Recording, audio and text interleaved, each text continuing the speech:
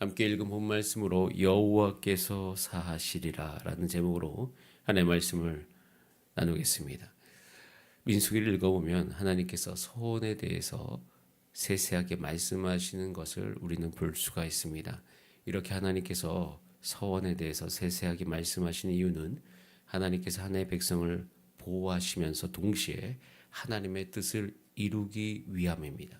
그래서 그 모든 과정 가운데 하나님께서 세밀하게 이 서원에 대해서 다뤄가는 것을 볼 수가 있습니다.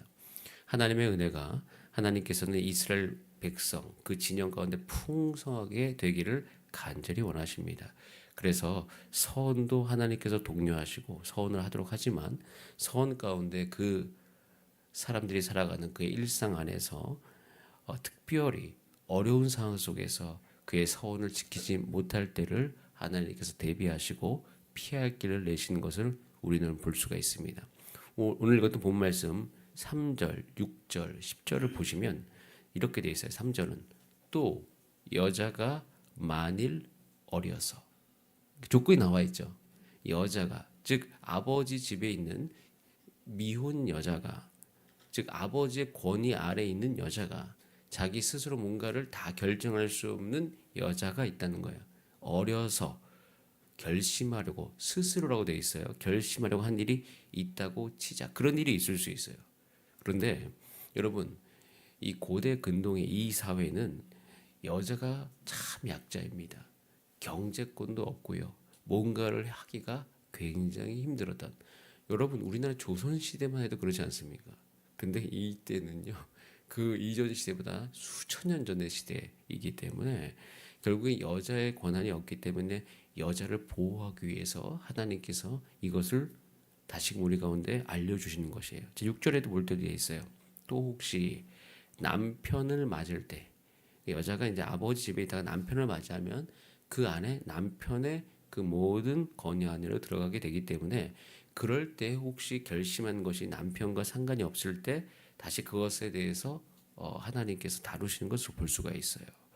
그리고 10절에 보면 부녀가 혹시 또 남편의 집에서 그 이후에 서원을 했다. 이 모든 과정 안에 이런 경우가 있는데 이런 경우에 혼자의 힘으로 이 모든 것을 지키기 힘들 때 그 모든 여자들에게 그것이 어마어마한 짐이 됩니다. 인생의 고난이 되는 것이에요. 그때 하나님께서 그 자매들에 대해서 하나님께서 이렇게 선언하시는데 그래서 8절만 대표적으로 한번 읽어볼까요? 8절 시작. 그러나 그것을 듣는 날에 허락하지 아니하면 그 서원과 결심하려고 경솔하게 입술로 말한 서양은 무효가 될 것이니 여호와께서 그 여자를 무효가 되게 해주셔요. 혹시 이 말 듣고 기뻐하실 수 있는 분들이 있을 수 있는데 중요한 것은 하나님께서는요 우리의 연약함을 아시고 하나님께서는 우리 가운데 그 은혜를 부어주시기 위해서 준비하고 계십니다. 저는 그래서 그 서원을 온전히 하려고 하다가 하나님께서 무효가 될 때 하나님께서 이것에 대한 표현을 이렇게 하죠. 여호와께서 그 여자를 사시느니라. 그 여호와께서 이것을 없애주시고 이것에 대해서 하나님께서 그 효력을 정지시켜 주시고 또 이것에서 못 지키는 그 자매들을 향하여서 하나님의 은혜를 베푸시는 것을 우리는 볼 수가 있습니다. 자, 12절에 이렇게 되어 있어요. 여호와께서 그 부녀를 사시느라. 하나님께서는 이 서원을 온전히 다루시면서 이 서원을요 한 개인의 문제뿐만 아니라 그 안에 공동체를 이루어가는 이스라엘 백성의 삶 안에 잘 적용하시면서 이것을 공동체적으로 다룰 수 있도록 하나님께서 인도해 주시는 것이에요. 책임이 있는 자의 성숙한 모습을 요구하시는 것이죠. 하나님께서 이 서원에 대해서 이렇게 세세하게 말씀하신 이유가 무엇일까요? 여러분 기억하시겠지만 민수기 6장에도 나시린에 대해서 이야기하면서 서원에 대해서 하나님께서 말씀하셨고요. 오늘도 또 그 서원을 이야기하시면서 서원 가운데 있을 수 있는 어려움을 하나님께서 다뤄가시는 것을 볼 수가 있어요. 이렇게 세밀하게 말씀하시는 이유는요. 하나님께서 서원을 통해서 일하시기 때문인 것이에요. 서원을 통하여서 영원하신 그 하나님의 말씀. 하나님의 말씀은 지금 딱 우리 가운데 들려질 때 눈에 보이지 않습니다. 근데 그 말씀이 사람을 통해서 이 땅 가운데 구체적으로 나타나는 것이에요. 성경의 창세기부터 우리는 볼 수 있지만 하나님의 뜻은요, 사람을 통해서 이 땅 가운데 드러나게 되어 있습니다. 하나님께서 그렇게 만들어 놓으셨어요. 그래서 하나님께서는 이 소원을 사용하셔요. 하나님께서 첫 번째, 하나님께서는요, 하나님의 약속을 이루는 방법이 서원인 것이에요. 하나님의 약속을 이루는 방법. 그래서 하나님께서는 하나님의 백성들 가운데 맹세하사 서원하십니다. 하나님께서 약속해 주시는 것이에요. 그래서 우리는 이 지금까지 읽어왔던 모든 창세기부터 이 민수기까지의 성경 안에서 하나님께서 하나님의 백성들 가운데 하나님의 부르심을 입은 자들에게 하나님께서 맹세하신 것을 우리는 볼 수가 있습니다. 지금 이스라엘 백성은 왜 애굽에서 나와서 가나안 땅에 들어가는가? 그 이유를 살펴보면 하나님께서 그 사람들을 향하여서 맹세하셨기 때문입니다. 여러분, 우리가 왜 하나님 나라의 교회 안에 들어와서 성경을 읽고 이 성경의 말씀대로 살아가는가? 하나님께서 여러분에게 맹세하셨기 때문입니다.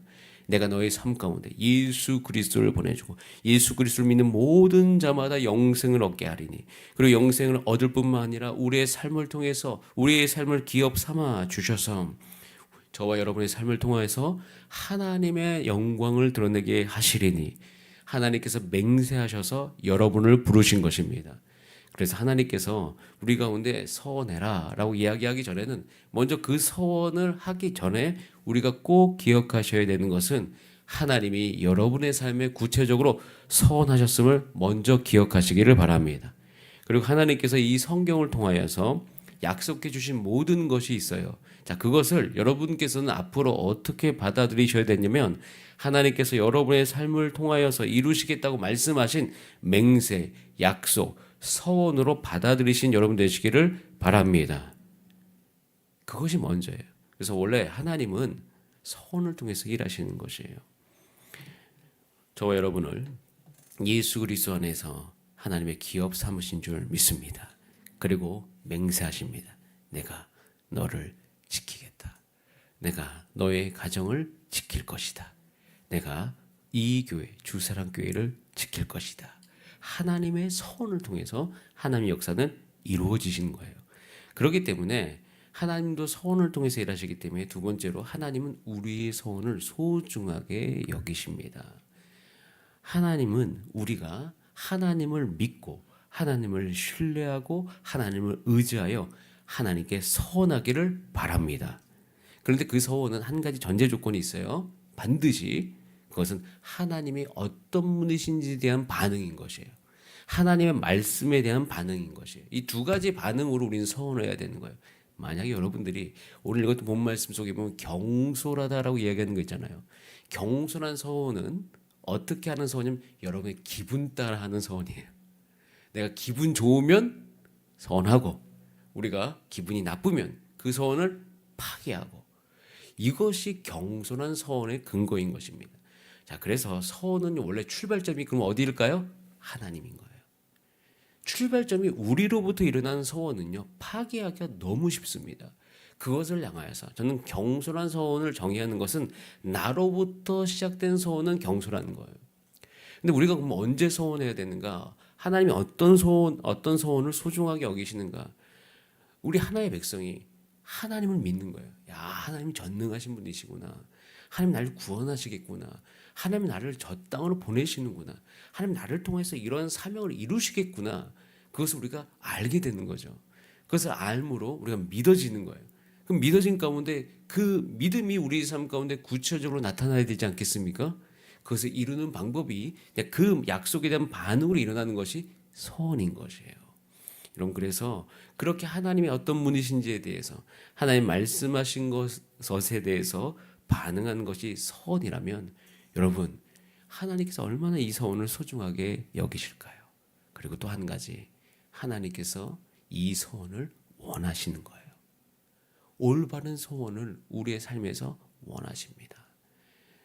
그리고 하나님의 약속과 우리의 서원이 만나는 그 지점이 이 땅 가운데 하나님의 뜻이 나타나는 지점이라는 것이에요. 여러분, 이런 지점들로 놓고 보면 이 창세기부터 쭉 읽어보면 하나님의 믿음의 선진들이 그 지점에 다 있었다는 것을 알게 되어져요. 믿음의 선배들은 하나님을 알았어요. 그 하나님을 향해서 그 순간 알므로 반응하여 서원했어요. 그리고 그 지점에 하나님이 함께 계셨고 그것을 하나님께서 이루시기 위해서 하나님의 열심으로 그 모든 인생 가운데 역사하시는 것을 볼 수 있습니다. 여러분 이렇게 하나님께서는 서원하시고 우리의 서원을 소중하게 여기십니다. 자, 그래서 세 번째로 2024년 여러분에게도 하나님께서는 서원을 원하십니다. 올바른 서원을 원하십니다. 야고보서 2장 22절 내가 보거니와 믿음이 그의 행함과 함께 일하고 행함으로 믿음이 온전하게 되었느니라. 우리가 믿는 믿음이 우리의 행함과 함께 일하기 위해서 하나님께서는 서원을 사용해 주시는 거예요. 행함으로 믿음이 온전하게 되기 위하여 우리의 서원을 사용해 주시는 것입니다. 그래서 여러분 서원을 대하실 때 서원을 여러분 너무 어렵게 대하지 말길 바랍니다. 그리고 너무 경솔하게 대하지도 마시길 바랍니다. 이 두 가지를 경계하면서 우리가 하나님의 서원에 나가면 결국 우리의 삶 가운데 하나님의 뜻이 이루어지는 기쁨 가운데 거하게 될 것입니다. 이 서원 하나님 앞에 올려드리는 여러분 되시기를 간절히 소원합니다. 그래서 서원을 신중히 하면서 저는 이 서원을 통하여서 우리의 삶 가운데 소원하는 거 한 가지 이 새벽에 함께 나누고 우리가 그것을 결단하면서 기도하기를 원하는데요. 서원은 우리의 연단을 가능케 합니다. 여러분 2024년 여러분의 삶 가운데 연단을 사모하시기를 바랍니다. 연단은 내가 더 나아지는 개념보다는 연단의 가장 좋은 개념은 내 안에 불순물이 빠져가는 과정입니다. 전 한 가지를 상상합니다. 저와 여러분의 삶 가운데서 불순물만 빠지면 우리의 삶은 순금과도 같이 되어지며 그렇게 됐을 때 얼마나 우리의 삶이 아름다울까. 여러분의 본질은요 하나님의 거룩한 백성인 것입니다. 하나님이 여러분을 존귀하게 여기십니다. 그런데 그 본질 안에 자꾸 여러 불순물들이 이 세상을 살아가면서 계속 끼는 거죠. 여러분 이 세상이 우리를 가만 놔두질 않아요. 계속 바쁘게 만들고 계속 죄짓게 만들고 계속 우리의 육체적 욕구를 사모하게 만듭니다. 그런 가운데 우리는 결단해야 돼요. 우리는 서원해야 됩니다. 주님 이 땅 안에 하나님의 영광이 나의 개인의 삶과 특별히 나의 가정과 우리 교회 공동체 안에 있게 하기 위해서 하나님의 거룩함을 나타내는 나의 삶이 되게 하여 주시옵소서. 그렇게 살기 위해서는 우리가 뭔가를 더 해야 된다 그 생각은 하지 마세요. 그것을 우리가 우리의 의지로 우리의 행위로 더해서 되는 게 아니라 우리의 삶을 연단 가운데 들이면 우리의 삶에 불순물이 빠져가는 거예요. 불순물이 빠지면 자연스럽게 될 것입니다. 그래서 우리는 오늘도 하나님께서 원하시는 이 서원 가운데 나아가는 과정 가운데 하나님 앞에 드릴 기도는 하나님 나의 입술을 연단하여 주시옵소서. 내가 보는 것을 연단하게 하여 주시옵소서. 내가 만지는 것을 연단하게 하여 주시옵소서. 나의 마음을 연단하게 하여 주시옵소서. 이렇게 기도하면서 하나님의 은혜 가운데 거하시는 오늘 하루 되시기를 바랍니다. 함께 기도하시겠습니다. 이 시간 기도할 때 하나님이 나의 삶 가운데 약속하여 주심을 감사합니다. 우리 주사랑교회 2024년 시작하면서 모든 성도님들 개인과 가정과 기업 안에 하나님께서 약속을 주심을 믿습니다. 하나님 이것이 우리의 믿음의 반응 안에서 아버지 하나님과 만나게 하여 주시옵소서. 하나님의 약속과 나의 선이 만날 때 하나님께서 그걸 통해서 우리 삶 가운데 역사하시리니 그것을 우리가 사모하게 하여 주시옵소서. 우리 다 함께 주여 한번 부르신 다음에 합심으로 기도하시겠습니다. 주여